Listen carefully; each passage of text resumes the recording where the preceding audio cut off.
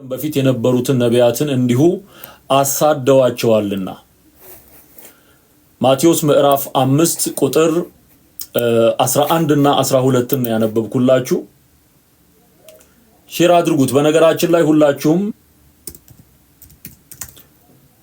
ምዕራፍ 5 ቁጥር 11 እና ቁጥር 12 ፖስት አድርጌላችኋለሁ። እዚህ ጋር ላምጣው። ሲነቅፏችሁና ሲያሳድዷችሁ በእኔም ምክንያት ክፉውን ሁሉ በውሸት ሲናገሩባችሁ ብፁዓን ናችሁ፣ ዋጋችሁ በሰማያት ታላቅ ነውና ደስ ይበላችሁ፣ ሐሴትም አድርጉ። ከእናንተ በፊት የነበሩትን ነቢያትን እንዲሁ አሳደዋቸዋልና። አሁን በዚህም ዘመን የምናየው ሆነ ባለፉት ዘመናት በጌታም ቃል አሁን እየተነጋገርንበት ባለው ቃል መሰረት የምናረጋግጠው በክርስቶስ ኢየሱስ ወንጌል ምክንያት ወንጌልን በይፋ የሚያስተምሩበት ጊዜ ላይ የሚገጥማቸውን ፈተና መከራ አስቀድሞ ጌታ ኢየሱስ የተናገረበትን እውነት ነው የምናየው። ምንም ካልተናገርክ ስራ ስለማትሰራ ማንም አይነካም። እውነትን ከተናገርክ ግን ያ እውነት የሚያበሳጫቸው ሃይማኖተኞች በተለያየ አይነት መንገድ የሚያመጡት ተጽዕኖ እንዳለና ውሸቱንም ምኑንም ቀላቅለው በማይረባ እንቶፈንቶ በሆነ መንገድ አንዳንዴ በሰፌድ ተጣልተው ከዛ በኋላ የመሬት ጉዳይ እንደሚያደርጉት አይነት ማለት ነው። ወይም ደግሞ የተጣሉበት መንገድ ሃይማኖት ያልተግባቡበት መንገድ የተጣሉት ከምንለው ያልተግባቡበት መንገድ የሃይማኖት ጥያቄ መጽሐፍ ቅዱሳዊ ጥያቄ ሆኖ ጉዳዩን የዘር ጥያቄ ሊያደርገው ይችላል፣ ለክስ እንዲመቸው ማለት ነው። ሶ በዚህ አይነት መንገድ ጌታ ኢየሱስ በተናገረው መሰረት ሐዋርያቱ የገጠማቸው ቻሌንጅ አለ። ወደ እስር ቤት ሲጣሉናልን የተለያዩ አይነት በደሎች ሲደርሱባቸው ሲጎተቱ ሲገረፉ ሲደበደቡ እንመለከታለን። የሐዋርያት ሥራ ላይ ያለው እውነት ከምዕራፍ 4 ጀምሮ ስትመለከቱ ይሄንን ነው የሚያሳየን። አንገታቸው ተቀልቶ ሁሉ የተገደሉ አሉ። ኦኬ፣ ጌታ ኢየሱስ ይሄንን የተናገረው ገና ሐዋርያት ሥራ ላይ የተፈጸመው ታሪክ ከመፈጸሙ በፊት ጌታ ኢየሱስ ራሱ ከመሰቀሉ ከመሞቱ በፊት ሊሆን ያለውን ነገር በሙሉ አስቀድሞ ነግሯቸው ነበር። በዚህ መሰረት ነው ሐዋርያቱ ያለፉበትን ቻሌንጅ በጌታ የተስፋ ቃል መሰረት የተወጡት ማለት ነው። ከናንተ በፊት የነበሩትንም እንዲያርገዋል ማለት ይሄ አዲስ የጀመረ ነገር ሳይሆን በነቢያት ዘመን የእግዚአብሔርን ቃልና እውነት የነገሯቸውን ነቢያት በመጋዝ የሰነጠቁ በብረት ቀፎ የወረወሩ መከራ ያጸኑባቸው የቁም እስረኛ ያደረጓቸው ራሳቸው አይሁድ ነበሩ። ስለዚህ ለሕዝብ መዳን የሚሰበከው ንጹህ ወንጌል አሁን መንግስት ጋር ወይም ደግሞ ፍርድ ቤት ውስጥ ጉዳዩ ቀርቦ እስከሚታይ ድረስ እንጂ ኢፍትሃዊ የሆነ ፍርድ ይፈረዳል ብዬ አላምንም። ሰው በተለያየ አይነት መንገድ ተከሶ ፍርድ ቤት ሊቆም ይችላል። በሃይማኖትም ይሁን በፖለቲካም ይሁን በወንጀልም ይሁን በምንም አይነት መንገድ ሊቀርብ ይችላል። ያ ፍትሃዊ በሆነ መንገድ ንጹህ ይሄ እውነተኛ ፍርድ ተፈርዶ የሚከሰሰው በምንም አይነት ክስ ይሁን ሰውየው ነፃ ይወጣል ማለት ነው። ሶ አሁን እንደደረሰኝ ኢንፎርሜሽን ይሄንን ቃል መነሻ አድርገን ማሳያችሁ መረጃዎች ደግሞ አሉ። እነሱን መረጃዎች እንመልከትና ከዛ በዛ ላይ ደግሞ ሐሳብ አስተያየት ሰጣለሁኝ። ክብር ለአምላካችን ለእግዚአብሔር ይሁን። ጌታ ይባረክ። ይሄ ባይዘዌ በጣም ትልቅ ክብር ነው። ትልቅ ክብር ነው። በክርስቶስ ኢየሱስም በወንጌል ምክንያት መከራ መቀበል እግዚአብሔርን ማክበር ስለሆነ እድለኝነትም ጭምር ነውና ስክሪን ሼር ላርጋችሁና ኦፊሻሊ በተለይም የኢትዮጵያ ኦርቶዶክስ የክሱ ባለቤት የኢትዮጵያ ኦርቶዶክስ ቤተክርስቲያን እንደሆነች ነው የተጠቀሰው። ያቋቋመችው የጠበቆች ግሩፕ አለ። ከዚህም በፊት በተለያየ አይነት መንገድ እነሱ የተሳደቧቸውን ስድቦች እነሱ ያንቋሸሹትን እነሱ በብዙ በሚዲያ በግልጽ ጳጳሳት ሳይቀሩ ዲያቆናት ሳይቀሩ ካህናት የተባሉ ሳይቀሩ እንደዚሁም ደግሞ ሰንበት ተማሪና ለስድብ የተቀጠሩ ሰዎችን ያሰለፉበት ሁኔታ አለ። ያን ሁሉ ሽምጥጥ አድርገው እነሱ የተሳደቡትን ተሰድበናል ብለው የከሰሱበት ሂደት አለ። ግን አላስኬዳቸውም። ምክንያቱም እነሱም ወንጌላውያን አማኞችን የሚሰድቡበት መንገድ አለ። በግልጽ መናፍቅ እያሉ አራሙቻ እያሉ መጤ እያሉ ዱርዬ ቦዘኔ እያሉ የተሳደቡ ባይዘው ጴንጤ እንደዚህ አይነት ስድብ አይሳደብም። ጴንጤ ተሳደበ ተብሎ የተጠቀሱ ነገሮችን ስንመለከት ኢየሱስ ክርስቶስ ብቻ ነው የሚያድነው። ስለዚህ ቅዱሳን ወይም ሰማዕታት ወይም ጻድቃን የተባለ አያድኑም። የሚያድነው ኢየሱስ ነው። ይሄ ደግሞ እውነት ነው። እዚህ ጋር ስትመለከቱ ከዚህ በፊት የቀረቡ ክሶችም እንደሚያመለክቱት እንግዲህ ከሳሿ ኦርቶዶክስ ናት ማለት ነው። የተከሰሱትና ወደ ፍርድ ቤት የቀረቡት ደግሞ እዚህ ጋር የምትመለከቷቸው ወንድሞች ናቸው። መርጌታ ጽጌ ስጦታው፣ መርጌታ ሚስጥረ መዝገቡ እንደዚሁም ደግሞ ወንድማችን እንዳልክ እንደሰማሁት እንዳልክ ቃል ሰጥቶ ከዛ በኋላ ይሄ ምንድነው የዋስ መብቱ ተጠብቆለት ወጥቷል የሚል ነገር ሰማሁኝ። እውነት ከሆነ በጣም መልካም ነው። የነዚህም ሰዎች መብት ተጠብቆ መውጣት አለባቸው። ከዚህ በፊት ሌሎችም ወንጌልን ሰብከው መንገድ ላይ ሰበካችሁ ተብለው እስር ቤት የተጨመሩ ነበሩ። ግን ደግሞ ሁኔታው ታይቶ ነፃ ያወጡበትን ታሪክ ከዚህ በፊት አቅርበነዋል። አሁንም ፍትህ ያስፈልጋል። አይከሰስ ማለት አይቻል። ማንም ሰው ሊከሰስ ይችላል። ኦኬ፣ ተከሶ ከቀረበ በኋላ ፍትሃዊ በሆነ መንገድ የዋስ መብቱ ተጠብቆለት መውጣት አለበት። አንደኛ ምክንያቱም ወንጌል ነው የሰበከው። ሰው አልገደለም፣ ሰው አልደበደበም፣ ኦኬ፣ የሰው ንብረት አልዘረፈም። በሶሻል ሚዲያ የመናገር መብቱን ተጠቅሞ ትክክለኛ መረጃ የያዙ ጉዳዮችን በተለይም በኖሩበት በተለይ መርጌታ ጽጌ ሚስጥሩ ሌሎችም በተሐድሶ እንቅስቃሴ ውስጥ ያሉ በሙሉ የሚያቀርቡት በመረጃና በማስረጃ የተደገፈ ትምህርት ነው። ይሄ ሮንግ ነው፣ ይሄ ራይት ነው፣ ይሄ መልካም ነው፣ ይሄ ክፉ ነው፣ ይሄ ወንጌል ነው፣ ይሄ ደግሞ ወንጌል አይደለም በሚል ያቀረቧቸውን ትምህርቶች ነው የምንመለከተው። እያንዳንዱ ያስተማሩት ትምህርት የተናገሩት ነገር ሶሻል ሚዲያ ላይ አለ። ያለ መረጃና ያለ ማስረጃ የቀረበ ምንም አይነት ነገር የለም።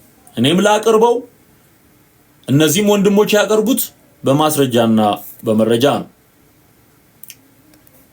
ከዚህ የተለየ በሚዲያ ከታየው ትምህርት ሰዎችን ለማዳን ከሚደረገው ጥረት የተለየ ሌላ ጥፋት ካለ አላውቅም። ደግሞም ሆፕፉሊ ተስፋ እንደማደርገው መብታቸው ተጠብቆ እንደሚወጡ እና ደግሞ ፍትሃዊ የሆነ ፍርድ እንደሚፈረድ አምናለሁ። ይህን ተስፋ አደርጋለሁ። ኦኬ ሶ ምንድነው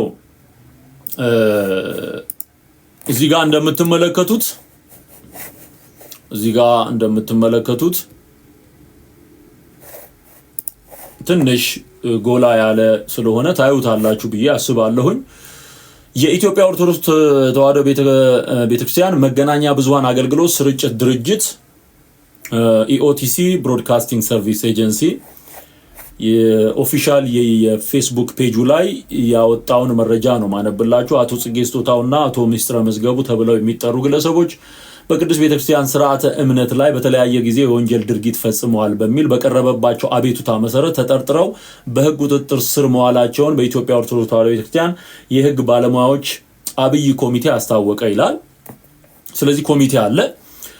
እሺ፣ ራሳቸውን መርጌታ ጽጌ ስጦታውና መርጌታ ሚስጥረ መዝገቡ ብለው የሚጠሩ ግለሰቦች በቅዱስ ቤተክርስቲያን ስርዓተ እምነት እና አምልኮ እንዲሁም ንዋያተ ቅድሳት ላይ በተለያዩ ጊዜያት በተደጋጋሚ በፈጸሟቸው የወንጀል ድርጊቶች በህግ ክፍሉ በኩል በቀረበባቸው የወንጀል አቤቱታ መነሻነት የፌዴራል ወንጀል ምርመራ ቢሮ በዛሬው ቀን ተጠርጣሪዎችን በህግ ቁጥጥር ስር በማዋል የወንጀል ምርመራውን በማጣራት ላይ እንደሚገኝ በኢትዮጵያ ኦርቶዶክስ ተዋሕዶ ቤተክርስቲያን የህግ ባለሙያዎች አብይ ኮሚቴ ሰብሳቢ ጠበቃ አያሌው ቢታኔ ለኢትዮጵያ ኦርቶዶክስ ተዋሕዶ ቤተክርስቲያን ቲቪ ወይም ቴሌቪዥን በሰጡት መግለጫ አስታውቀዋል ነው የሚለው። እና ጠበቃ አያሌው አያይዘው እንደገለጡት ከግለሰቦቹ በተጨማሪ አቶ እንዳልካቸው ዘነበ የተባለ ግለሰብ በተመሳሳይ ከዚህ ቀደም በቤተክርስቲያናችን ላይ ፈጽሞታል ተብሎ በተጠረጠረበት ስም ማጥፋት በቅርቡ በፖሊስ ቁጥጥር ስር ውሎ ቃሉን ሰጥቶ በዋስትና መለቀቁንና በአቃቤ ህግ በኩልም የወንጀል ክስ አቤቱታ ተደራጅቶ ቀርቦ በሂደት ላይ እንደሚገኝ አያይዘው ገልጸዋል ይላል። የህግ ባለሙያዎች አብይ ኮሚቴ ሰብሳቢ ጠበቃ አያሌው ቢታኔ ለኢኦተቤ ቲቪ ወይም ደግሞ ለኦርቶዶክስ ቴሌቪዥን በሰጡት መረጃ ኮሚቴው ወደፊት ጉዳዩን ተከታትሎ የሚያሳውቅ መሆኑን ገልጸዋል ይላል። እንግዲህ የሰበኩት ወንጌል ነው። እነዚህ ሰዎች የሰበኩት ወንጌል ነው። ጌታ ኢየሱስ ክርስቶስ የህይወታችን አዳኝ መድኃኒት እሱ እንደሆነ፣ ሌሎቹ እንደማያድኑ፣ በመላእክት መዳን አይቻልም፣ በቅዱሳን ሰማዕታት ጻድቃን በሚባሉት መዳን አይቻልም፣ ኢየሱስ ክርስቶስ ጌታ ነው፣ ማርያም አታድንህም፣ አርሴማ ወይም ጊዮርጊስ ወይም ገብርኤል ወይም ሚካኤል አያድንህም፣ መንገድ እውነት ህይወት ኢየሱስ ነው። የዮሐንስ ወንጌል ምዕራፍ 14 ቁጥር 6። እነዚህ ነጥቦች መጽሐፍ ቅዱሳዊ በሆኑ ማስረጃዎች በመሞገት በተጓዳኝ እኔም እንደማደርገው በኮምፓራቲቭሊ በንጽጽር ለምሳሌ ራሱን ለሁሉ ቤዛ ሰጠ ብሎ የሚናገረው መጽሐፍ ቅዱስ ስለ ኢየሱስ ነው። ጢሞቴዎስ ምዕራፍ 2 ቁጥር 5 ላይ እንደተጻፈው ማለት ነውና ማርያም ቤዛ ናት ስትለኝ አልቀበልህም። ለምን? መጽሐፍ ቅዱስ ቤዛ ብሎ የሚጠራው ኢየሱስን ስለሆነ፣ ቤዛነቱን ወዳገኘንበት ወደ ፍቅሩ ልጅ መንግስት አፈለሰን የሚለው ስለ ኢየሱስ ስለሆነ፣ ራሱን ለሁሉ ቤዛ አሳልፎ ሰጠ የሚለው ኢየሱስን ስለሆነ፣ ስለዚህ በሱ ምትክ በሱ ፈንታ ሌላ ፍጡራን ቤዛ ተብለው መግባት አይችሉም ሲልህ ይሄ ንጽጽራዊ የሆነ ትሩዝ ነው።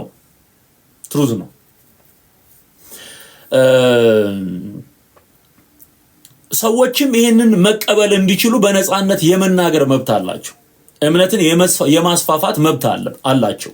ማንኛውም የእምነት ድርጅት ሌላውን የእምነት ድርጅት ሳይጎዳ ወይም ደግሞ ንብረት ሳያቃጥል ይሄ ፊዚካል የሆነ ድብድብና ጸብ ውስጥ ሳይገባ ቁጭ ብሎ በጨዋ ደንብ ማስረጃና መረጃ ካለው ያንን አቅርቦ መሞገት ሰብአዊነትም ነው እና በዚህ መንገድ ነው አገልግሎቶች ሲከናወኑ የሰነበቱት። ወደፊት የሚቀጥለው በዛ መንገድ ነው እና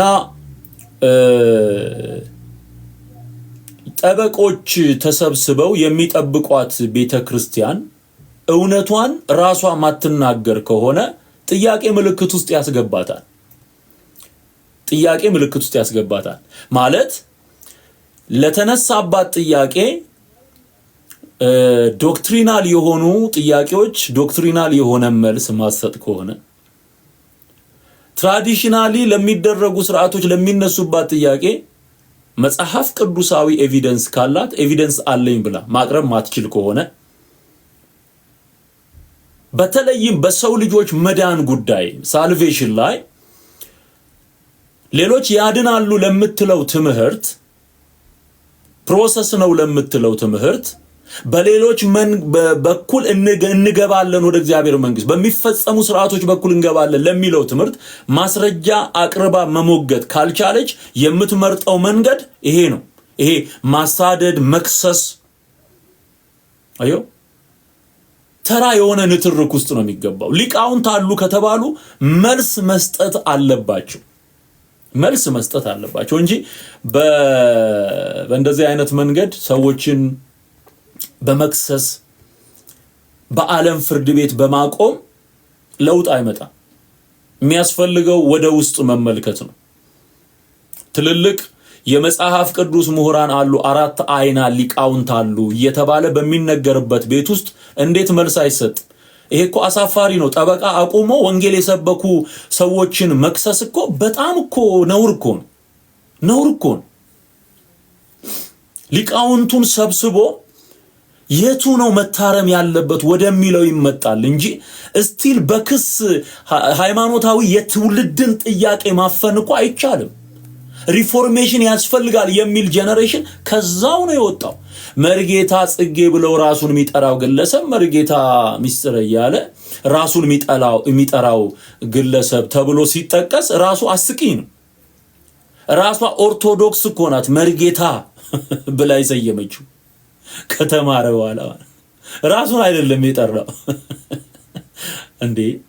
የተቀበለውን ያንን የምርግትና ሰነድ እኮ እጁ ላይ አለ። የተማረውን ትምህርት እኮ በአንደበቱ እያንበለበለው ነው። ቅኔውን እየጠቀሰው ነው። ሰዓታቱን እየጠቀሰው ነው። ከዚቁ እየጠቀሰ ነው የሚናገረው። ትክክል ያልሆነውን እኮ በኤቪደንስ ነው የሚያቀርበው። ድጓውን ጾመ ድጓውን እየጠቀሰ ነው። ማህሌቱን እየጠቀሰ ነው። መስተብቁን እየጠቀሰ ነው። ሊጦኑን እየጠቀሰ ነው። እያንዳንዷ ኦርቶዶክስ ውስጥ ያለችዋን ትምህርት በማስረጃ እንትን እንኳን ሳይኖር ስተት ሳይኖር የንባብ ችግር የሌለባቸው ያስታውቃል። እንደውም ወጡ የተባሉት መርጌቶች ኢትዮጵያ ኦርቶዶክስ ውስጥ እያገለገሉ ካሉ በላይ ዕውቀትና ሙያ ያላቸው ናቸው ይመዘን ቢባል። ኦኬ። ስለዚህ ይህንን የጄነሬሽን ጥያቄ የትውልድ ጥያቄ መፍታት ያለባት በትክክለኛው መንገድ ነው። እኔ አሁን የኦርቶዶክስን ለሚመሩ አባቶች፣ ጳጳሳት፣ ሲኖዶስ፣ የሊቃውንት ጉባኤ ለሚባለው ከዚህም በፊት በተለይ ስብሰባ ተጠራ ተብሎ ዜና ከሰማን በኋላ በደስታ እንግዲህ ሊስተካከሉ የሚችሉ ነገሮች እንዳሉ ተስፋ በማድረግ ያቀረብኩት ቪዲዮ አለ። እርግጠኛ ሆኜ የምነግራችሁ እንድትፈርስ የሚፈልግ የለም፣ እንድትታደስ እንጂ ቤተክርስቲያኒቱ እንድትታደስ። ይሄ ሁሉ ሰው ከየት ወጣ ስትል ወንጌላዊ አማኝ የሆነው ባክግራውንዱ ኦርቶዶክስ ነው። ለምን? ምክንያት አለ። ስለዚህ ማያምንበትን ነገር ይዞ እንዲኖር ስለማይፈልግ ወጥቶ የቤተክርስቲያኒቱን መስተካከልና መታደስ በፍቅር በመቆጨት ከልብ በመነጨ ስሜት ይሄ አሁን ሰንበት ትምህርት ቤት እንኳን ያልገባ ሰንበት ትምህርት ቤት እንኳን ገብቶ ያልተማረ በየሚዲያው የሚሳደበው እሱን ተው። ሲጀመር ቸርቿም አታውቀውም፣ እሱም ቸርቿን አያውቃትም። አያውቅ ምንም ብትለው ላይ አይልም። በቃ እንትኑን ነው የሚሰራው፣ ገንዘቡን ነው የሚሰራው። እነዚህ ሰዎች ህይወት ውስጥ ደግሞ ምንድነው ያለው? ጥያቄ አለ፣ የዘመናት ጥያቄ አለ። ስለዚህ እየተናገሩ ያሉት ሪፎርሜሽን እንዲሆን መታደስ እንዲሆን የቤተ ክርስቲያን ሙሽርነቷ የተጠበቀች ሆና ለክርስቶስ የተገባች ሆና ጌታን እንድትጠብቅ ይሄ ህዝብ ደግሞ ከጨለማ ነፃ እንዲወጣ ወደ እውነተኛው የእግዚአብሔር ቃል መረዳት እንዲመጣ ነው የተናገሩት። ይሄንን አግባብ ባለው መንገድ መመለስ የቤተ ክርስቲያኒቱ ግዴታዋ ጭምር ነው። መብት አይደለም፣ ግዴታዋ ነው። ጄነሬሽን ጥያቄ አለኝ ሲል፣ ትውልዱ ጥያቄ አለኝ ሲል፣ እስቲ ልጆቻችን ጥያቄ አላቸው እየተሰበሰብን ሌላ ነገር አውርተን ከምንበተን ለምንድን ነው በዚህ ጉዳይ ላይ የማያዳግም ምላሽ ማንሰጠው ተብሎ ተሰብስቦ ዘመናት ላስቆጠረ የትውልድ ጥያቄ ምላሽ መጽሐፍ ቅዱሳዊ ምላሽ መስጠት፣ በስህተት እዚህ ዘመን ድረስ የመጡትን ደግሞ መጥፎ ነገሮች ማስወገድ፣ ማሻሻል፣ መለወጥ። የህንድ ቤተክርስቲያን ይሄን አርጋለች። የግብጽ ቤተክርስቲያን ሪፎርሜሽናል ሂስቶሪካል ባክግራውንድ አላት፣ ታድሳለች። የግብፅን ቤተክርስቲያን ታሪክ የምታውቁ ከሆነ በተሐድሶ ነው ያለፈችው። አሁን ያላት ጥሩ ደረጃ ላይ የደረሰችው ይሻላል የሚባለው ደረጃ ላይ የደረሰችው በተሐድሶ ነው፣ በሪፎርሜሽን ነው። ኦኬ በእያንዳንዱ ዲኖሚኔሽን ውስጥ እንኳን አይደለም ይሄ ሁሉ ዘመን የቆየና ብዙ ነገር በዘመን ርዝማኔ ተደራረበበት ሐሰትና አጋንንታዊ ትምህርት የታጨቀበት ይቅርና የትኛውም ዲኖሚኔሽን በቃ በእግዚአብሔር ቃል ላይ ነው የተመሰረትኩት እመራለሁ ሚለው እንኳን ራሱን መመርመር አለበት። እንደ እግዚአብሔር ቃል ስናየው ፕሮቴስታንት በተለምዶ ፕሮቴስታንት በሚል ቅርጽ ውስጥ ግን ወንጌል ትክክለኛ ስሙ ወንጌላውያን አማኞች ራሳቸውን መፈተን አለባቸው። አመት አልፎ አመት ሲተካ በቀስታ የሚገቡ ነገሮች ስላሉ ራስን መፈተሽ፣ በሃይማኖት ብትኖሩ ራሳችሁን መርምሩ ወይም በእምነት ብትኖሩ ራሳችሁን መርምሩ እንደሚል መጽሐፍ ራስን መመርመር ያስፈልጋል። የትኛውም ቤተክርስቲያን አሁን ወደ ዮሐንስ ራእይ ምዕራፍ 2 እና ምዕራፍ 3 ልውሰዳችሁ። 7 አብያተ ክርስቲያናትን ጠቅሶልናል። ኦኬ እነ ኤፌሶንን፣ እነ ጴርጋሞንን፣ እነ ቲያጥሮንን፣ እነ ፊላደልፊያን 7ቱን አብያተ ክርስቲያናት ኢየሱስ ክርስቶስ ዳይሬክት ለነዚህ አብያተ ክርስቲያናት የሰጠውን ትእዛዝና ያስተላለፈውን መልእክት መጽሐፍ ቅዱስ አስፍሮልናል። እነዚህ ሰዎች እኮ እነዚህ አብያተ ክርስቲያናት እኮ in the first century የነበሩ ናቸው። የመጀመሪያው 100 ክፍለ ዘመን ላይ ሐዋርያቱ በህይወት በምድር ላይ እያሉ ዮሐንስ ደቀ መዝሙሩ የጌታ ወዳጅ የሆነው ዮሐንስ በነበረበት ዘመን በምድር ላይ የነበሩ ቸርቾች ናቸው እኮ። እነዚህ ቸርቾች ወዲያው ጌታ ካረገ በኋላ ሐዋርያቱ ግን በምድር ላይ እያሉ ወዲያው ስህተት ውስጥ ገብተው ነበር። ራይታው የኒቆላውያንን አስተምህሮና ልምምድ የሚከተሉ ነበሩ። በኤልዛቤል መንፈስ የተመቱ አብያተ ክርስቲያናት ነበሩ። በኤልዛቤል መንፈስ ሐሰተኛ ነቢያትን የሐሰትን ትንቢት የሚናገሩ ሰዎችን የሚከተሉ ነበሩ። በሀብት ምንም አያስፈልገኝም የሚል ደረጃ ላይ የደረሱ ነበሩ። ኮር የሆነው ዋና የሆነውን የክርስቶስ ኢየሱስን ወንጌል ገሸሽ አድርገው በራሳቸው ፍልስፍና ውስጥ የሰጠሙ ነበሩ። ለነዚህ 7 አብያተ ክርስቲያናት ጌታ ኢየሱስ ራሱ ነው መልእክት ይላል። ንስሐ ግባ፣ ንስሐ ካልገባ እመጣብሃለሁ። ሉክ እመጣብሃለሁ እንኳን አይደለም 2000 ዘመን ተቆጥሮ ወዲያው እኮ ጌታ ካረገ በኋላ ወይ ጉድ! ተሐድሶ ወንድሜ በእያንዳንዱ ዘመን መከናወን ያለበት እንኳን አይደለም እንደ ኦርቶዶክስ ረጅም ዘመን ቆይቶ ነገስታት የጨመሩት ክፉ ሰዎች የጨመሩት የሐሰተኛ ትምህርት አሰራር በመጽሐፍ የገባ በሃይማኖት ልምምድ የገባ በተረተረት የመጣ ነገር ታጭቆበት ይቅርና እሱ እንኳን ሳይገባ በመጀመሪያው 100 ክፍለ ዘመን እንዲህ አይነት አደጋ ቤተክርስቲያን ላይ ተጋርጦ ነበር። ያንን ጌታ ኢየሱስ መልእክት ልኮ እንዲስተካከሉ ሲነግራቸው እንመለከታለን። እንዲስተካከሉ ዛሬ በዚህ ዘመን ይሄ ወንጌል ተጽፎ የተቀመጠልን ወንጌል ኮንስቲቲዩሽን ነው፣ የቤተክርስቲያን መመሪያ ነው። ቤተክርስቲያን የምትመራው ባይዘወይ ማንም በሰራው ስርዓት አይደለም፣ በእግዚአብሔር ሕያው ቃል ነው። ለእግዚአብሔር ቃል አክብሮት በመስጠት ከቃሉ ጋራ የማይስማሙ ነገሮችን ማረም ነው እንጂ እውነት የተናገሩ ሰዎችን ማሳደድና መክሰስ ቤተክርስቲያኒቱን ከተጠያቂነት ከትውልድ ጥያቄ ነፃ ሊያወጣት አይችልም። ማንኛውም ሰው ተከሶ ምናልባት ማስጠንቀቂያ ተሰጥቶት እንዳትናገር ስም እንዳታነሳ ተብሎ በሕግ ተከልክሎ ዝም ሊል ይችላል። ጥያቄ ግን አይቆምም። ጥያቄ አይቆምም። በቃ እዛው ከልጆቻችሁ ገና አዲስ የሚነሳ ጄነሬሽን አለ። ገና አዲስ የሚነሳል። ባለፈው እንኳን እነ አክሊል ያነሱት ጥያቄ ቤተክርስቲያኒቱን ምን ያህል እንደናጣት አይታችኋል። የጥንት አብሶ ጉዳይ እንኳን መፍትሄ ያልተበጀለት በእንጥልጥል ያለ ነው። ማርያም ጥንተ አብሶ አለባት ሲናጋ ከአሜሪካ እስከ ኢትዮጵያ ድረስ ከአውስትራሊያ ድረስ ሲናጋ ነበረ መሰረቱ። ለምን? መጽሐፍ ቅዱሳዊ የሆነ በደንብ ስቴትመንት የተሰራለት ዶክትሪናል የሆነ ዶክመንት ስለሌለ።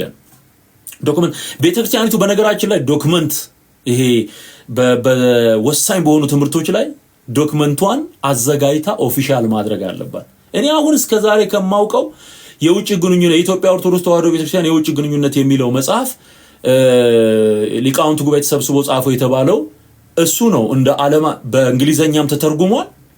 በጣም ትንሽ መጽሐፍ እና ቲዮሎጂዋን ራሱ ኦፊሻል ማድረግ አለባት። አንዱ እሱ ነው።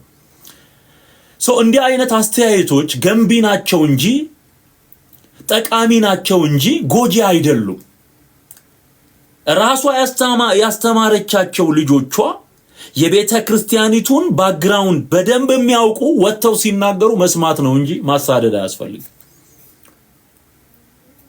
በእስር የሚቆም ወንጌልም የለም። በነገራችን ላይ አይቆምም፣ ወንጌል አይቆምም፣ መቼም አይቆምም።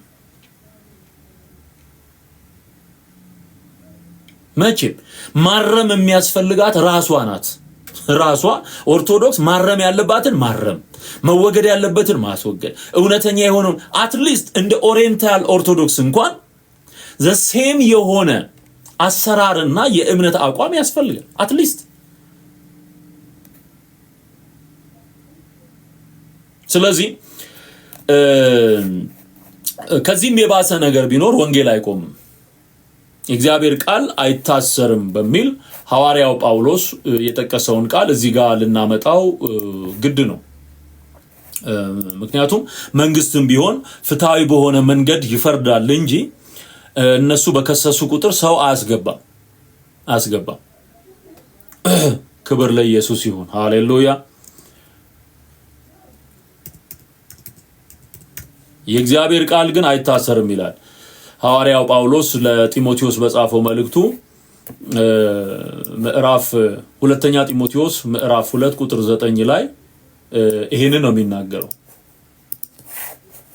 ኦኬ ይሄንን ፔስት ላድርግላችሁና እናንብበው። ክብር ለእግዚአብሔር ይሁን። ሃሌሉያ። ያልተጻፈ ነገር የለም፣ ሁሉ ተጽፏልና 2ኛ ጢሞቴዎስ ምዕራፍ 2 ቁጥር 9 ይህንንም በመስበክ እንደ ክፉ አድራጊ እስክታሰር ድረስ መከራ እቀበላለሁ አለ። ጢሞቴዎስ መልእክት የመጨረሻው የጳውሎስ መልእክት ነው ተብሎ ይታመናል። ምክንያቱም ስለ መስዋዕቱና ወይም ደግሞ ተፈርዶበት ወደ ሞት እንደሚሄድ የተናገረበት ክፍል ነው። የመጨረሻ መልእክቶቹ የጢሞቴዎስ መልእክቶች እንደሆኑ ይታመናል እና ታስሮ በነበረበት ጊዜ ነው ይሄን የጻፈው። እንደ ክፉ አድራጊ አለ። ግን ወንጌል ነው የሰበከው። ያው አይሁድን ይወቅሳቸዋል፣ ያመኑትን ትክክለኛ ያልሆነ እምነት ይሞግታል። አርጊውመንታል ፖይንቶቹ ባይብሊካል ናቸው፣ ወይም ደግሞ በሕግ በነቢያትና በመዝሙራት መጽሐፍ ከተጻፉት እየጠቀሰ ነበር የሚሞግታቸው። ይሄንን በማድረጉ እንደ ክፉ አድራጊ ነው የታሰረው። ጠምጥመውበት እስከ ቄሳር ድረስ ሄዷል፣ ይግባኝ እየጠየቀ። ያልቆመበት የገዢ ወንበር የለም። በነገስታት ፊት ቆሞ መስክሯል። እግዚአብሔር ግን ለበጎ እያደረገው ፈራጆች የተባሉት ጭምር ወንጌልን እንዲሰብኩ እግዚአብሔር እድል እያመቻቸ በእነሱ ፊት ቆሞ ወንጌልን ሰብኳል። የሞተውን የተነሳውን ያረገውን ዳግመኛ የሚመጣውን ኢየሱስን ሰብኳል። ግን እንደ ክፉ አድራጊ እስክታሰር ድረስ ያለው ሌላ ሪዝን ኖሮ አይደለም፣ ወንጌልን ስለሰበከ ነው። የእግዚአብሔር ቃል ግን አይታሰርም። this is the point። የእግዚአብሔር ቃል አይታሰርም። ሰውየው ሊታሰር ይችላል። ይሁን አሁን ጴጥሮስና ዮሐንስ እንደታሰሩ ይናገራል መጽሐፍ። ጳውሎስና ሲላስ እንደታሰሩ ይናገራል። እስር ቤት ውስጥ ሆነው እንደዘመሩ ይናገራል። መልአክ መጥቶ እንደፈታቸው ይናገራል። ሂዱና ስበኩ ሲላቸው እንመለከታለን። አሁን እዚህ ውስጥ እግዚአብሔር ለወንጌል ሲፈታ አይሁድ ወንጌልን ለማሰር ሲሞክሩ የምታይበት ታሪክ ነው። የሃይማኖት መሪዎች ናቸው ይህንን የሚያደርጉት። የሃይማኖት መሪዎች ፈሪሳውያን፣ ሰዱቃውያን የተባሉ ጌታ ኢየሱስ ይሰቀል ብለው የጮሁት እነሱ ናቸው። ሐዋርያቱን ደግሞ በኢየሱስ ስም እንዳታስተምሩ እያሉ መከራ ሲያጸኑባቸው ምናየው። አዮ አሁንም እንዲሁ ነው። አሁንም እንዲሁ ነው። ያንተ ብርሃን የነሱን ጨለማ የሚገፍ ከሆነ አይፈልጉትም። ያንተ መናገር የዲያብሎስን አሰራር እርቃኑን ስለሚያስቀረው አዮ ጠላት ሆኖ የሚንቀሳቀሰው ያ ጥቅም የተነካብኝ የሚለው ነው።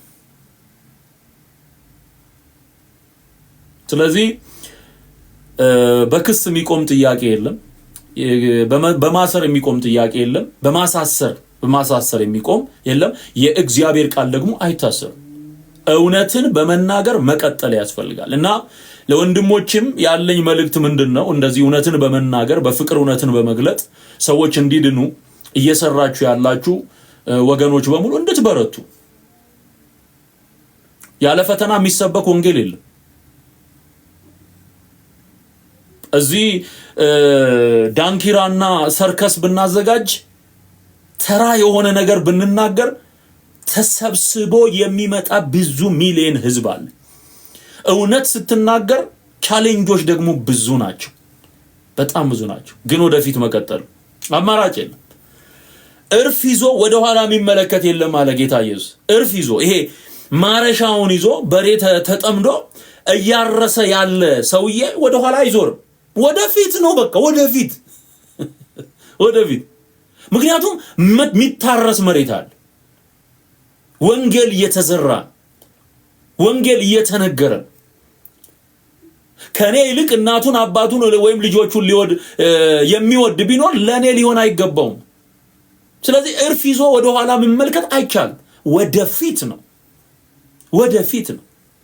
እንድትበረቱ በጌታ ፍቅር አሳስባችኋለሁ። ሃሌሉያ! እንድትበረቱ ያለ ቻሌንጅ ራሱ አልጫ ነው የሚለው። ቻሌንጅ ከሌለው ማለት መታደልም ነው፣ ክብር አክሊል ነው። ማንንም ካልነካ ማለት እውነትን ማትናገር ከሆነ እኮ እውነትን ፍርጥርጥ አድርገህ ማትናገር ከሆነ እኮ ማንም አይነካም። ማንም አይነካም። ዞር ብሎ የሚያየል ተሞዳምደህ አመቻምቸ የምትኖር ከሆነ ቻሌንጅ የሚባል ነገር ወደ ህይወት አይመጣም። ጨክነህ ግን ይሄ እውነት ነው ይሄ ሐሰት ነው ስትል እንደ እግዚአብሔር ሰው መናገር ስትጀምር there is a lot of በቃ ቻሌንጅ በዙሪያ ጠላት የሚያስነሳው አለ፣ ጥቅም የተነካበት የሚያስነሳው አለ። አሁን ጳውሎስን ሲከሱት የምታየው በሐዋርያት ሥራ ላይ እኮ ጥቅማቸው የተነካባቸው ሰዎች ናቸው። አርጤምስ አምላክ አይደለችም ብሎ ሲያስተምር ጳውሎስ እንዴት አርጤምስ አምላክ አይደለችም ትላለህ ብሎ ህዝብ አንቀሳቅሰው፣ እንደውም እሱን ጥቅስ ባነበው በጣም ጥሩ ነው። በሱ እንቋጨዋለን፣ መልእክታችንን በሱ እንቋጨዋለን። የሐዋርያት ሥራ ላይ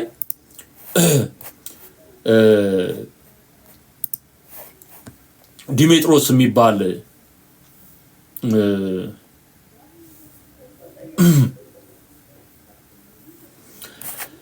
ዲሜጥሮስ የሚባል ብር ሰሪ የአርጤምስን ምስል እየሰራ ይሸጥ የነበረ በዛ ደግሞ ትርፍ ያገኝ የነበረ ሰው በቃ በፌስቡክ እና በቲክቶክ ሰው ጠራ እንደማለት ነው። የሆነው እንደዛ አለ። በቃ ጥቅማችን ተነካ ድረሱልን ብሎ ጮኸ። ሰው ተሰበሰበ። አሁን ላሳየህ እሱ። ክብር ለእግዚአብሔር ይሁን። ከዛ በኋላ የሆነውን ታሪክ ስናነበው በጣም አስገራሚ የሆነ ትምህርት እናገኝበታለን። ኦኬ ተመልከቱልኝ፣ እዚህ ጋር ተመልከቱ ምን እንደሚል። የሐዋርያት ሥራ ምዕራፍ 19 ነው እና በተለይም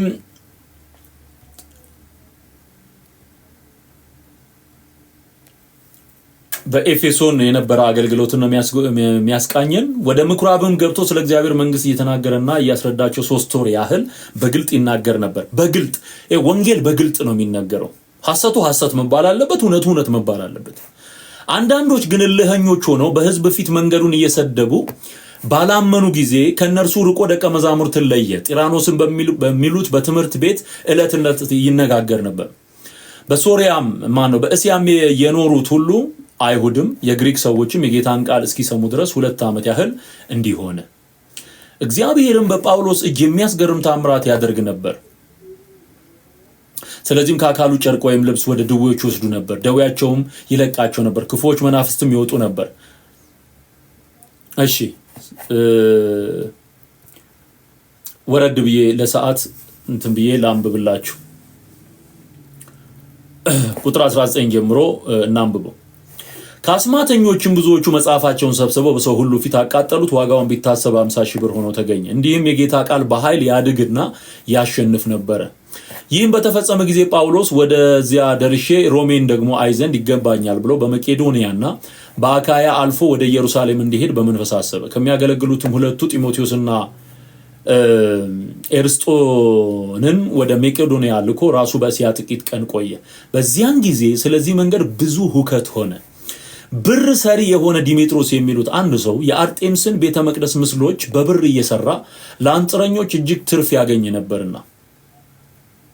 ብር ሰሪ ነው ዲሜጥሮስ፣ ትርፍ ያገኛል። የማንን ምስል እየሸጠ? የአርጤምስን። የፍቅር አምላክ ተብላ ይሄ የመባዛት የመዋለድ አምላክ ልጅን የምትሰጥ የተባለች የምትመለክ ደግሞ ምስሏ ሁሉ እየተሰራ ሚሸጥላት።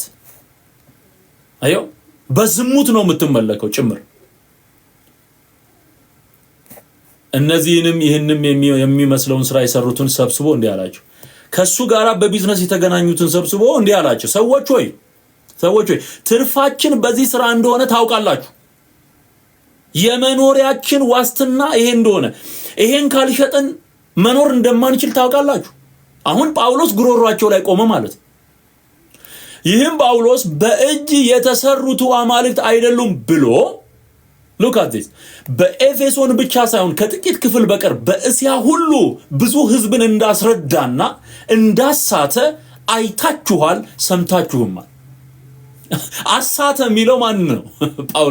ጳውሎስን አሳች ብሎ የሚጠራው ብር እየቀጠቀጠ ጣዖት እየሰራ የሚሸጠው ሰውዬ። አሁን እኔን መናፍቅ የሚለው ወይም ደግሞ ወንጌል የሚሰብከው ሌላውን ሰው መናፍቅ የሚለው የተቀረጸ ምስል የሚሸጥና ለዛ ምስል የሚሰግድ ነው። እማዝነው በዚህ ነው። ስለዚህ ሰበሰበ። ስራችንም እንዲናቅ ብቻ አይደለም። ቁጥር 27ን ተመልከቱ። ስራችን እንዲናቅ ብቻ አይደለም፣ እስያ ሁሉ ዓለሙም የሚያመልካት የታላቂቱ አምላክ የአርጤምስ መቅደስ ምናምን ሆኖ እንዲቆጠር እንጂ። ለካ የሰሙት የአርጤምስንና መሰል የጣዖት ቤት አሰራሮችን ሰው ንቋል። በቃ ያለሽ መስሎሻል፣ ተበልተሽ አልቀሻል እንዳለው ነው ሰውየው። ንቆታል። በቃ ይሄ ጣዖት አሰራሩን በሙሉ ተጸይፎታል። ታላቅነቷም ደግሞ እንዳይሻር ያስፈራል አለ። አዮ ታላቅነቷ እንዳይሻር ያስፈራል። የአርጤምስ ጥብቅና። ይህንን በሰሙ ጊዜ ቁጣ ሞላባቸው። የሰብስቦ ያናገራቸው ሰዎች በሙሉ ቁጣ ሞላባቸው። የኤፌሶን አርጤምስ ታላቅ ናት እያሉ ጮሁ። ቢዝነሱ ነው። ከተማውን በሙሉ ተደባለቀ። የመቄዶንያም ሰዎች የጳውሎስን ጓደኞች ጋይዮስንና አርስጥሮኮስን ከእርሱም ጋር ነጥቀው በአንድ ልብ ሆነው ወደ ጨዋታ ስፍራ ሮጡ። ጳውሎስም ወደ ሕዝቡ ይገባ ዘንድ በፈቀደ ጊዜ ደቀ መዛሙርት ከለከሉት። ከእስያም አለቆች ወዳጆች የሆኑት አንዳንዶች ደግሞ ወደ እርሱ ልከው ወደ ጨዋታ ስፍራ ራሱን እንዳይሰጥ ለመኑት። ወዲያና ወዲህም እያሉ ይጮሁ ነበር። በጉባኤው ድብልቅልቅ ሆኖ የሚበልጡት እንኳ ስለምን እንደተሰበሰቡ አላወቁም ነበር። ግርግር የሚፈጥረው ጥቅሙ የተነካበት የተወሰነ ግሩፕ ነው። አብዛኛው ህዝብ ለምን እንደሚጮህና ዓላማው የጩኸቱ የስብሰባው ዓላማ ምን እንደሆነ እንኳን አያውቅም ነበር። the same history ነው happen እያደረገ ያለው።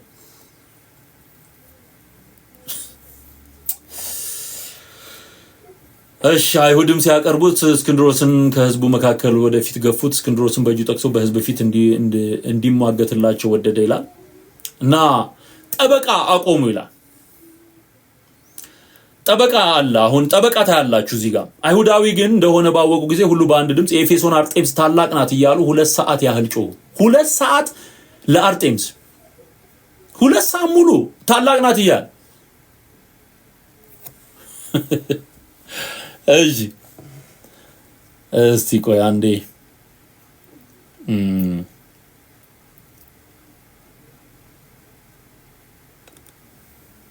አሁን ጥሩ ነው። እሺ አርጤምስ ታላቅ ናት እያለ የሚጮኸው 2 ሰዓት ሙሉ ህዝቡ ነው። ሌሎቹ ለገንዘባቸው ይጮሃሉ። ህዝቡ ሳያውቀው ግን አብሮ ይጮሃል ማለት ነው። አብሮ ይጮሃል። የከተማይቱም ጻፊ ህዝቡን ጸጥ አሰኝቶ እንዲህ አለ፣ የኤፌሶን ሰዎች ሆይ የኤፌሶን ከተማ ለታላቂቱ አርጤምስ ከሰማይ ለወረደው ጣዖቷ የመቅደስ ጠባቂ መሆኗን የማያውቅ ሰው ማን ነው አለ ሲያረጋጋቸው። አያችሁ የሚያምኑት ከሰማይ የወረደ ጣዖቷ ስዕል ከሰማይ ወደቀ የሚሉት አሁን እነሱ አይደሉ። መስቀል ወደቀ፣ የሆነ ታቦት ተገኘ፣ ተቆፍሮ ወጣ የሚሉት እነሱ አይደሉ። the same thing እኮ ነው አፕን ያደረገ ያለው the same thing, the same history.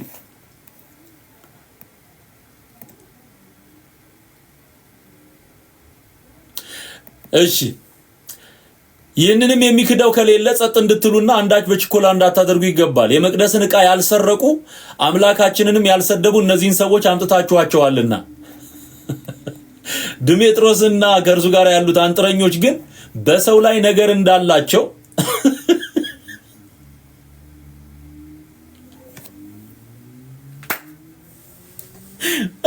ድሜጥሮስና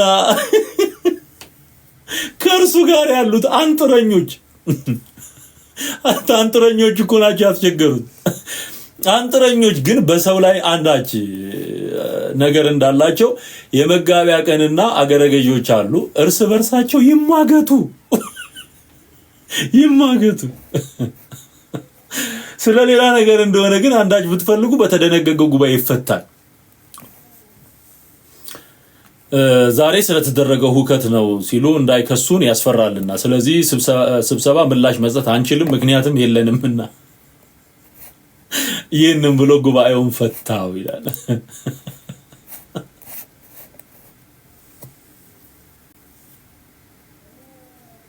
ታሪክ ራሱን እየደገመ እኮ ነው ምን ስቀው።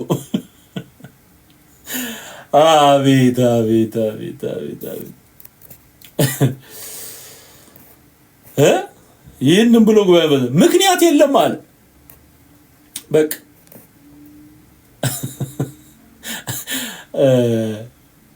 በሰው ላይ ነገር እንዳላቸው አለ። የመጋቢያ ቀንና አገረ ገዢዎቹ አሉ፣ እርስ በርሳቸው ይማገዱ። አልሰረቁም አለ። ከላይ ተመልክታ የመቅደስ ዕቃ አልሰረቁም አለ። አምላካችንንም አልሰደቡም። አምላክ አይደለችም አርጤምስ ማለት እኮ ለሱ አምላክ እንዳልሆነ ትክክለኛው አምላክ እግዚአብሔር እንደሆነ በስጋ የተገለጠው ጌታ ኢየሱስ እሱ አዳኝ መድኃኒት እንደሆነ ሲናገሩ ይሄ ስድብ መስሎ የሚታየው ሰው አለ። ማርያም አታድንም ስለው ስድብ ይመስለዋል። ኦፍ ኮርስ አታድንም። ማርያም በማለት እንደማይዳን ራሱ ጌታ ኢየሱስ ነው የተናገረው ያስተማረው። በእኔ እመኑ በአባቴ እመኑ አለ እንጂ በእከሊት እመኑ በእከሌ እመኑ ብሎ አላስተማረም። እግዚአብሔር አብ የሰጠህን አንድያ ልጁን ተቀብለ ትድናለህ ይላል እንጂ መጽሐፍ ቅዱስ በማንም በኩል ትድናለህ አይልም። ኢየሱስ እኔ ነኝ መንገድ፣ እኔ ነኝ እውነት፣ እኔ ነኝ ሕይወት አለ እንጂ ተጨማሪ ማሳለጫ መንገዶች አሉ ብሎ እከሌ ምናም ብሎ አልዘረዘረም። እኔ ነኝ ነው ያለው። ይሄን ስንናገር ስድብ ከመሰለ ምንም ልንረዳ አንችልም። ግን አልሰረቁም አለ። የመቅደስን ዕቃ ያልሰረቁ አምላካችንንም ያልሰደቡ እነዚህ ሰዎች አምጥታችኋቸዋል። አሁን ፈራጆች የተባሉ ወንበር ላይ የሚቀመጡ እንደዚህ በማስተዋል መሆን አለበት። ሰርቋል አልሰረቀ፣ ሄዶ አጥራ ፈረሰ አላፈረሰ፣ ተደባደበ አልተደባደበ፣ ምንድነው ያደረገው? እዚህ ጋር መጽሐፍ ቅዱስን እዚህ ጋር ደግሞ የሐሰትን ትምህርት በንጽጽር አቅርቦ ኦርቶዶክስ የምታስተምረው ትምህርት መጻሕፍቶቿ ገድላት፣ ተአምራት፣ ድርሳናትን በአንድ መልኩ መጽሐፍ ቅዱስን ደግሞ በአንድ መልኩ አቆመና በተነጻጻሪነት ይሄ ውሸት ነው፣ ገድል ተአምራት ላይ ተጻፈው ውሸት ነው፣ እውነቱ መጽሐፍ ቅዱስ ላይ ያለው ይሄ ነው፣ ቃሉ ነው። ስለዚህ ጥቅስ አለኝ፣ ማስረጃ አለኝ፣ ይሄንን ስታነቡ እውነቱን ታረጋግጣላችሁ ብለው ነው ያስተማሩ። ባይዘው ማርያምን የሚሳደብ ተሐድሶም ጴንጤም የለም። ማርያምን በተሰጣት ልክ መጽሐፍ ቅዱስ ባስቀመጠው እውነት መሰረት እንወዳታለን፣ እናከብራታለን። እንኳን ማርያምን አይደለም ጠላትህን ውደድ። እንደውም የሚወዱህን ብትወድ ምን እንትን አለው ይላል። ጠላትህን ግን ውደድ። ጌታ ኢየሱስ ያስተማረው ይሄን ነው፣ እኛም የምንከተለው ይሄን ነው። እንጸልያለን። ህዝቡ እንደውም በነገራችን ላይ ምስኪን ነው፣ የዋህ ነው። ጠልቆ አላወቀውም። መርጌቶቹ እንደተማሩት ወይም እኛ ቀሳውስቱ እንደተማርነው ጠልቀው ነገሮችን አያውቁም። በግዕዝ የሚባለው ነገር ሊረዱት አይችሉም። 10% የኦርቶዶክስን 10% የማያውቁ ነው አብዛኛው ኦርቶዶክሳዊ። ስለዚህ ተፈቱ የሚል ዜና እየነገራችሁኝ ነው። ከሆነ መልካም ነው፣ እግዚአብሔርን እናመሰግናለን።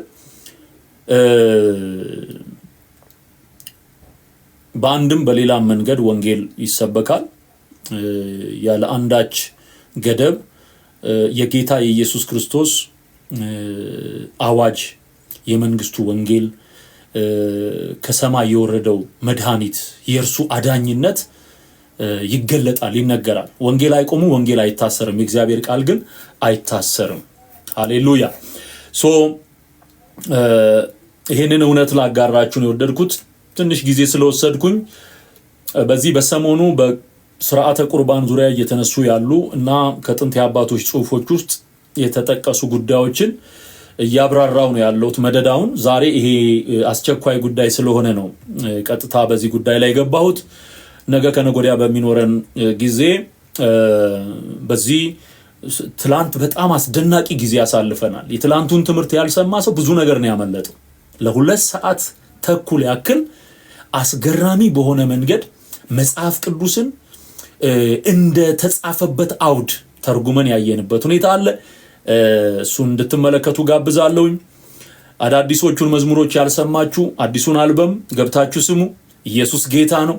ኢየሱስ ያድናል። መዳን በሌላ በማንም የለም። እንድንበት ዘንድ የሚገባን ለሰው ልጆች የተሰጠ ብቸኛ ስም ኢየሱስ ክርስቶስ የሚለው ነው። ከሰማይ የወረደው ጌታ እሱ መድኃኒት ነው። አሜን። እሱ ትንሣኤያችን ነው። እሱ ህይወታችን ነው። እሱ ማንደራደር አይተንማል እንመሰክርማለን የተባለው ኢየሱስ ነው። ስለዚህ ጌታ ኢየሱስን በመስበክ ቀጥሉ፣ እውነትን በመናገር ቀጥሉ። ለእውነት ደግሞ በተቀመጣችሁበት ስፍራ የምትሰሩ ወገኖች ጌታ ኢየሱስ ይባርካችሁ። በፍትህ በእውነተኛ ፍርድ እግዚአብሔርን በመፍራት የምትፈርዱ ሰዎች እግዚአብሔር ይባርካችሁ። ይሄ በእግዚአብሔርም ዘንድ በጣም በጣም የተወደደ ነገር ነው። በሐሰት የሚፈርዱ፣ በሐሰት የሚበይኑ ትክክለ እውነት ቁሙ። ጥብቅና ከህሊና ጋር ነው፣ ከእግዚአብሔር ፍርሃት ጋር ነው መሆን ያለበት። ምክንያቱም ፈራጅ ደግሞ በሰማይ አለ። እዛ ፍርድ ቤት ብቻ አይደለም የሚያልቀው ጉዳዩ፣ ሰማይ ይሄዳል። በክርስቶስ ዙፋን ፊት በክርስቶስ ችሎት የሚታዩ ጉዳዮች አሉ። ቢ ኬርፉል፣ ተጠንቀቁ። እግዚአብሔርን በመፍራት ነው ነገሮችን ማድረግ የሚገባውና ዘመናችሁ ይባረክ። ወንጌልን ለሚያገለግሉ ወንድሞች ጸልዩ፣ አበረታቱ። በየትኛውም አቅጣጫ መደገፍ አስፈላጊ ነው። ስለኔም አገልግሎት ጸልዩ። እንወዳቸዋለን ኦርቶዶክሳውያንን። አሁን ሰሞኑን አንዲት እናት የተናገሩት ልብ የሚያራራ በቃ በናፍቆት ሲናገሩ የነበሩትን አቅርቤላችኋለሁ። እና ኦርቶዶክሳውያን የዋሃን ናቸው። እናቶቻችን የዋሃን ምስኪኖች ናቸው። ወንጌል መስማት እድሉን ካገኙ የሚሰሙ ናቸው፣ የሚድኑ ናቸው። ስለዚህ ህዝብ እንጸልያለን፣ እንተጋለን። ወጣቶች እንዲድኑ እንፈልጋለን። ሐሰት እንዲወገድ እንፈልጋለን። እውነተኛ የሆነው የቆየው ኦሪጂናል ዶክትሪንና ትምህርት እንዲቀጥል እንፈልጋለን። ማስፈልገው ወጥቶ ጸድቶ የክርስቶስ ሙሽራ እንድትሆን እንፈልጋለን። ይሄ ነው። ከዚህ ውጪ ሌላ አጀንዳ የለንም። ወዳችኋለሁ። ዘመናችሁ ይባረክ። ሰላማችሁ ብዝት ይበል። ነገ በሌላ ፕሮግራም እንገናኛለን። የዛሬውን ግን በዚህ አበቃሁኝ። ሻሎም ብያለሁ።